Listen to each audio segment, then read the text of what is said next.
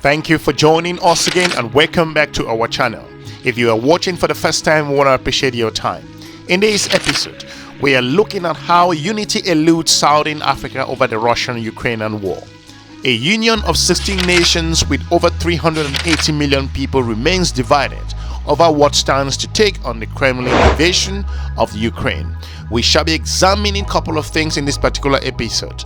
Looking at a nutshell, South Africa, a regional economic powerhouse, is seen as the aligning with Russia. In the United Nations vote, 9 of the 16 Southern African states condemned the invasion, but many in the region still hope to avoid taking either Russia or Ukrainian side. I will be discussing this like never before seen, so I will encourage you to watch this video to the end for clarity and better understanding. Without any much delay, let's just dive straight into it.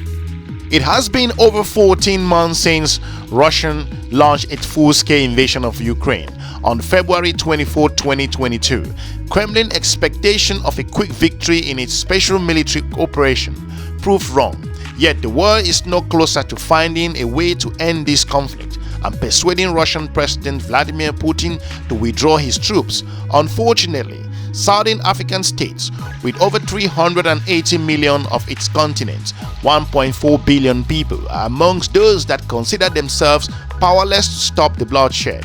They cannot even unify around a single position as well. If you look at the Southern African Development Community, this war had created division in the Southern African Development Community known as SADC, a trade and economic union of 16 countries.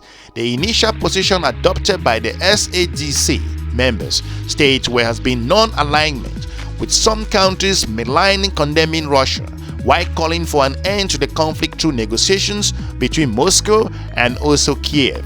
In the United Nations General Assembly vote on February 23, 2023, which called for an end to the war and the immediate withdrawal of Russia from Ukraine territory, 9 of the 16 nations voted in favor, while the rest either abstained or had no vote recorded. The resolution passed with 141 nations in favor, 7 against, and also 32 abstention, including 15 African nations. Moving forward, in the early months of the war, amid expectation that Russia would have accomplished its goal in Ukraine sooner than later, the SADC position meant that member states were circumspect in condemning Russia. The SADC did not call for immediate withdrawal from Ukrainian territory because of the expectation of a minimal fallout following a quick Moscow victory. A protracted conflict with global ramifications for the entire unexpected. Moving ahead, but the reality of an enduring war raised questions about the coherence of continuing non-alignment position for SADC member states. The war is exposing fractures and even chaotic approach among member states. Another potential test could be how members states respond to the March 17, 2023 arrest warrant issued by International Criminal Court charges against President Vladimir Putin with war crimes. South Africa is among the 10 members who have ratified the Rome Statute requiring the participation in the ICC, and also the other 6 nations have not. Ostensibly, the nations that are part of the ICC could be required to arrest Russian leader if he entered their territory. President Putin is charged with ordering the unlawful removal of Ukrainian children and transporting them to the Russian Federation during the ongoing war. While the numbers vary, thousands of children are involved at a minimum. Russia says the children were taken out on arm's way and are resettled for humanitarian reasons. Looking at other aspects, if you consider the national interest at stake at this particular event, the impact of Western sanctions on Russia's drive SADC member states to consider their national interests regarding the regional position, with the West and Russia vying to persuade them to take sides. Pro-Russian sentiments are ascribed to historical, economic, and also political ties dating back to the Soviet Union. Not even Russia attempted to close Ukraine's port for grains export. Much of its destined for Africa have not swept the sentiment. Looking at it, South Africa is one of the region's economic powerhouse that has not only abstained from condemning the Kremlin's invasion, but also hosted 10-day joint military exercise with Russian and Chinese. Consequently, conspicuously timed for 1-year mark of the invasion, critics call the maneuvers a tactical backing the invasion, but South African government described the exercise as a routine and insisted that the nations of 60 million people remains neutral. We have made lots of videos on this particular channel. If you are new here, we encourage you to check the entire channel for you to see more exciting and educating content regards the global African perspective. Without any more delay, let's just dive straight into it. Botswana, on the other hand, interprets non-alignment difference and in Ukrainian favor. Leaders in the nations of fewer than 3 million people say the invasion is unjustifiable and also condemn human rights abuses. Botswana has a history of breaking ranks with the region. It also avoided hosting Russian Foreign Minister Cyril Lavrov on his recent tour of Africa. South Africa, Sudan and Eritrea did. However, here Mr. Lavrov's out such invitation drew criticism as violating the principle of non-alignment. The next Russian-African summit is to take place on July 26 to 29, 2023 in St. Petersburg. Pretoria is not bothered by playing it safe with Moscow, hosting military drills with the aggressor country while openly offending major trade partners such as the European Union, raises questions about what Pretoria is trying to achieve.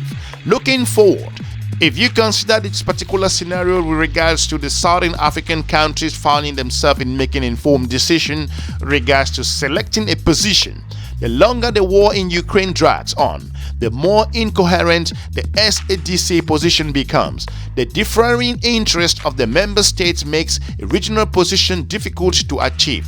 South Africa's Russia-friendly policy has led the US Congress consider excluding it from the preferential trade privileges of the African Growth and Opportunity Act, known as AGOA.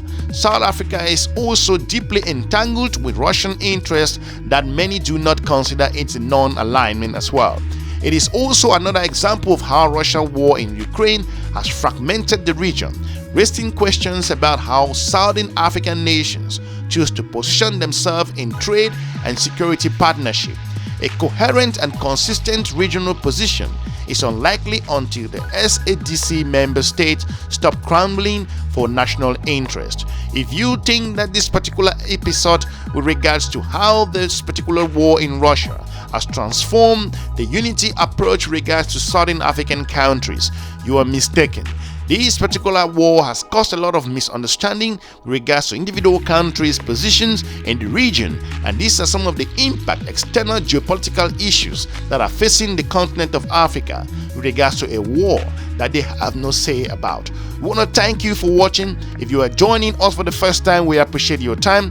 We encourage you to check some of our informative video on this YouTube channel. Let us know if this particular issue is important in your region and you are from one of those countries in the region or you are an expert working there. Let us know what are the impacts you perceive with regards to geopolitics in this particular continent of Africa. We want to thank you for watching. We're looking forward to meeting you soon in our next episode. Have a good day. Bye-bye. This extraordinary Organ Troika Plus Summit was aimed at considering the occurrence of the current situation in Eastern DRC, in particular, following the SADC field assessment mission to the Eastern DRC, which took place in March 2023. The summit noted the grave security situation in Eastern DRC because of the proliferation of armed groups since last year, mainly the M23. These armed groups launched attacks against innocent civilians, state security agencies, and public infrastructures, resulting in a severe humanitarian crisis. It is worth mentioning that the humanitarian situation has reached alarming proportions. Your Excellencies, distinguished delegates, allow me to reiterate our collective gratitude to the troop contributing countries of our Force Intervention Brigade that deployed their personnel in Eastern DRC as part of the United Nations Organization Stabilization Mission in Democratic Republic of Congo, I would like to thank all of you for coming here to be with us. Many of you were in faraway places, but traveled to be with us because you are committed to maintaining peace in Africa, and peace particularly in DRC. With that, I would like to thank you, and bon voyage.